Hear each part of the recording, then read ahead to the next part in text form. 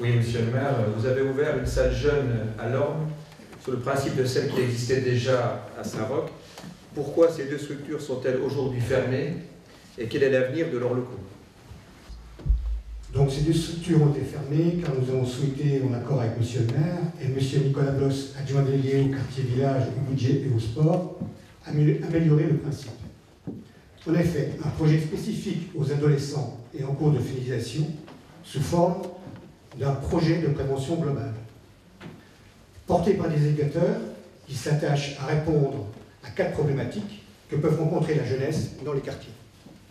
Par un contrat local d'accompagnement scolaire, plus connu sous le nom de classe, avec le projet de réussite éducative PRE, des ateliers manuels pédagogiques, des ateliers philosophiques sur l'éducation à la citoyenneté et des ateliers portant sur l'éducation à l'image.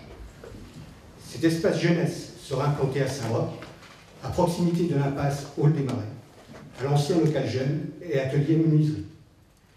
3 réunions à ce sujet ont déjà été initiées. La première, le 3 août 2016, avec les porteurs du projet.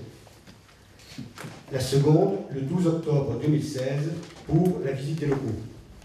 Enfin, une réunion avec les services techniques de la municipalité le 23 novembre 2016, afin de définir et chiffrer les besoins. La sécurisation du bâtiment ainsi que la rénovation du premier étage seront inscrits dans les crédits dotation politique de la ville 2017. Concernant l'ancien local de l'espace Louise Michel de l'Orme, il est utilisé par l'association humanitaire Vouro Alison, dont le président est M. Demba Sow.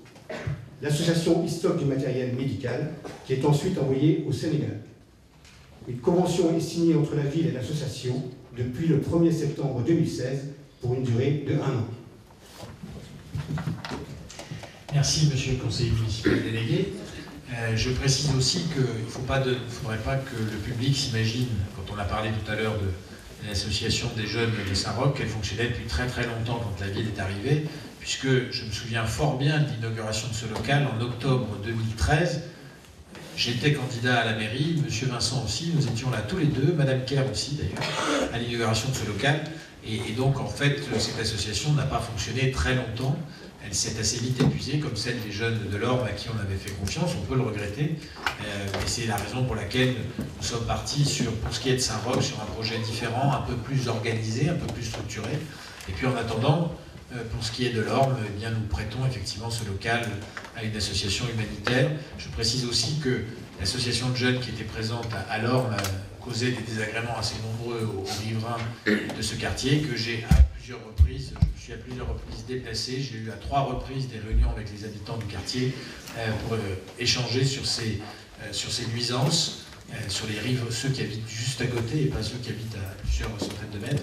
Et donc j'avais eu l'occasion d'échanger avec eux et que c'est l'épuisement de l'association, mais aussi celui de certains riverains qui a fait prendre cette décision.